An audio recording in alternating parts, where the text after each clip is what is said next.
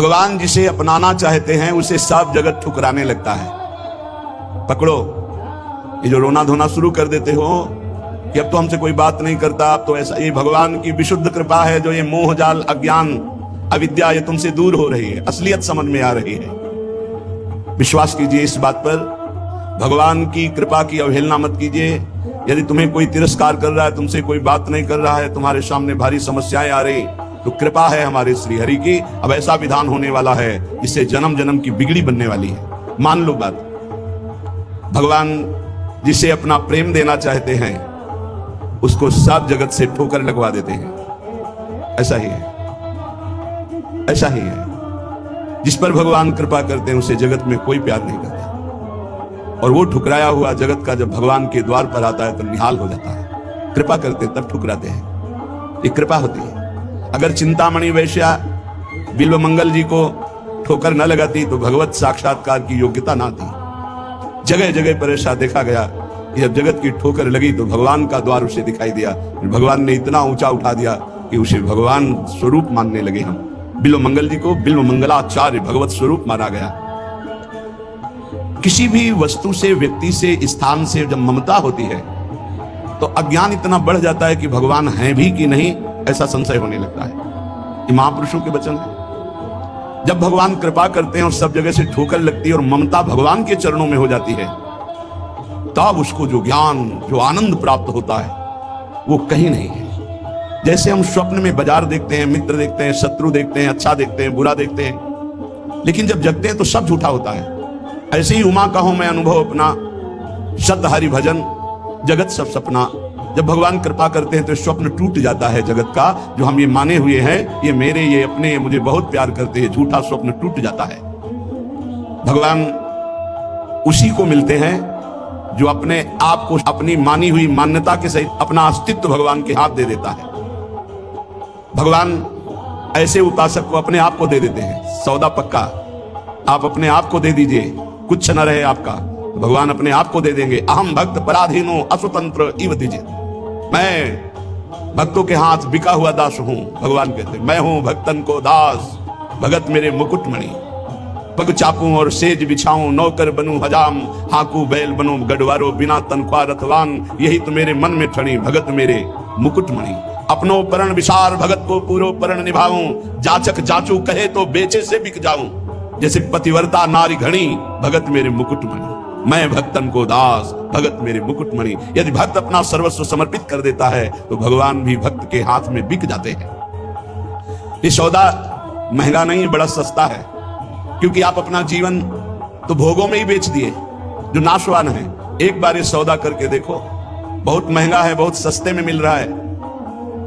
प्राण दिए ये प्रेम न पइए, ऐसो महंगो आए सखीरी। बड़ा महंगा है, अगर प्राण देने से मिल रहा है तो दौड़ के ले लो, कहीं दूसरा ना ले ले। हमारा जीवन सार्थक हो जाएगा यदि हम अपने आप को श्री भगवान के हवाले कर दें। मन वचन कर्म से अब मैं आपका हूं। दुख दो या सुख दो, दुर्गति हो या सदगति हो, अब केवल आप ही मेरी गति हो। बहुत बड़ी उत्तम बात है।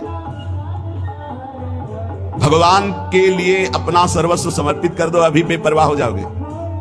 ये जो चिंता है, जो शोक है, जो नाना प्रकार की परेशानियां हैं, ये अहंकार कारण है। अहंकार।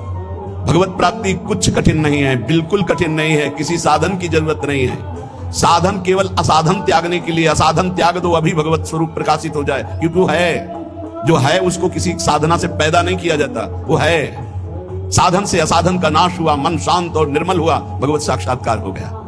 और एकमात्र समर्पण इसमें काम करता है, मन वचन कर्म से समर्पण।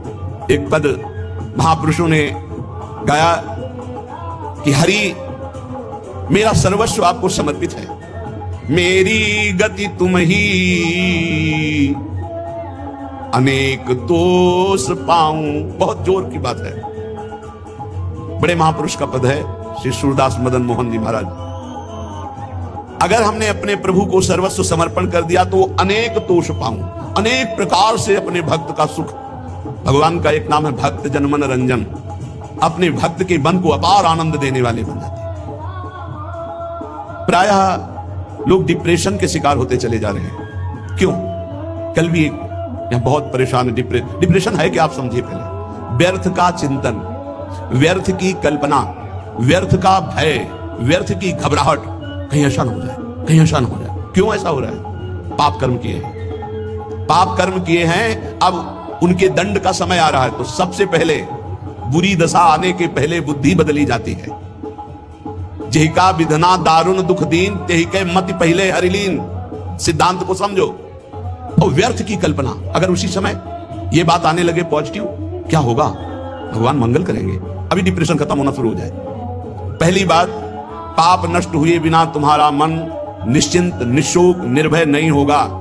प्यारे, दवाइयों से समय काट सकते हो, लेकिन पूर्ण स्वस्थ नहीं हो सकते। पूर्ण स्वस्थ तब होगे जब आपका मन निर्मल होगा, मन शांत होगा, मन पॉजिटिव चिंतन करेगा, सकारात्मक चिंतन करेगा। और वो तब होगा जब आप नाम जप करोगे, जब भगवान का भरोसा ले लोगे। तो बड़ी से बड़ी विपत्ति में भी अब क्या होगा?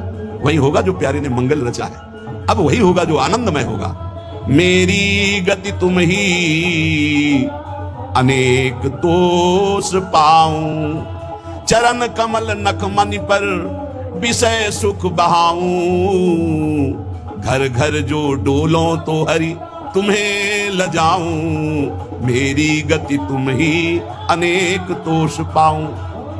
आपके श्री चरण कमल नखमणि का साक्षात्कार करने के लिए समस्त विषयों को बहा दिया, त्याग दिया। हे नाथ, मेरी गति आप ही हो। मैं देख रहा हूं कि अनेक प्रकार से आप पोषण करते हो। यदि मैं आपका भरोसा छोड़कर औरों को आगे हाथ फैलाऊं, घर घर भटकूं, तो लज्जा है, धिक्कार है हमारी शरणागति पर। हे, इन बातों को समझो। अगर आप प्रभु के सिवा किसी के आगे ऐसे कर, हमारी बात मान लेना, हम आपके ऐसे मित्र हैं जो आपका परम मंगल करने की बात कर रहे हैं। कोई स्वार्थ नहीं।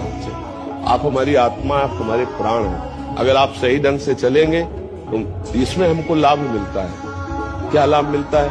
आपको सुखी देखकर मुझे सुख होता है। संतों को एक ही कष्ट होता है, जब कोई मनुष्य जीवन प्राप्त करके गंदे आचरणों में बढ़ता है तो उन्हें दुख होता है कि इस जीवन से भगवान की प्राप्ति हो सकती है, ये दुखों को मोल लेने जा रहा है। पापाचरण करके आज तक कौन सुखी हुआ है? अरे रावण जैसा कोई बलवान हुआ है क्या? बंदर ऐसे अपने पैर से उसकी खोपड़ियों में लात मारते जैसे फुटबॉल की तरह। तब मंदोदरी ने जो दशा देखी, तब कहा, राम विमुख अस हाल तुम्हारा और रहा न कोकुल रोवन हारा। वो दशानन जब चलता था, बाजू ठोक देता था, लोग के लोग कांप जाते थे। आज उसके खोपड़ियों को इस तरह से अपमानित इसलिए किया जा रहा है कि भगवान से विमुख होकर चरित्रहीन हो गया। समझ पा रहे? ये सब रहे न रावण सम अभिमानी, हिरणा कश्यप सम वरदानी। खान विभव की खान, जगत में कुछ दिन के मेहमान, भजले श्री भगवान, जगत में कुछ दिन के मेहमान।